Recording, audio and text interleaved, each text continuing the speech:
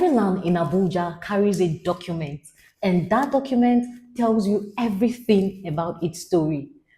Funnily, a lot of people buy land without truly understanding what an R of O or a C of O means, and that's how they end up making costly mistakes. If you've ever been confused about these two documents, then this video is for you. By the end of this video, here are two things I want you to clearly understand. The first, what an RFO is, how it is obtained, and why it is such a solid document in property ownership. The second, what a C of O is, how it is connected or related to an RFO, and why it is often more expensive. What is an RFO? RFO means right of occupancy. In simple terms, it is the government saying, we officially give you the right to occupy that land. It is legitimate.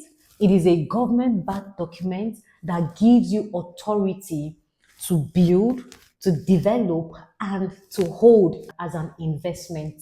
So how is an RFO obtained? Usually, when land is allocated to an individual or a company, they then process the allocation into an RFO, but not without meeting certain conditions, certain terms, and pay the required necessary fees, like the premium, just like I have here on this RFO document, the premium, the rent per annum, the purpose, the lease term, and rent revision. Then the FCT minister, on behalf of the president, grants them the right of occupancy. This R of O becomes the legal proof of occupancy. It is solid, it is traceable, and fully recognized by the law. Now, every genuine property in Abuja begins first from allocation, then R of O. It is all land registration process and the foundation which all other land titles are built.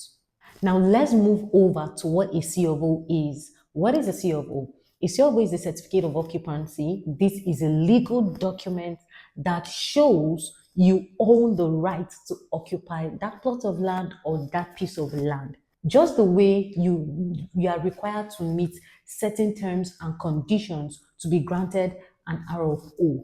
There are terms and conditions you need to meet, or terms and conditions required and necessary fees that you need to pay to be granted a certificate of occupancy. Like you need to develop your property to some level, apply for a building plan, and then make the necessary payments that is required. Once this is done, the government then issues you a certificate of occupancy.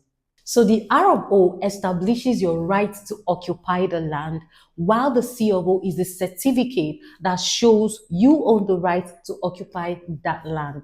When people argue about which is better, R of O or C of O, it's simply because they don't realize that from allocation to R of O to C of O, these are all just the different stages of land registration in the FCT.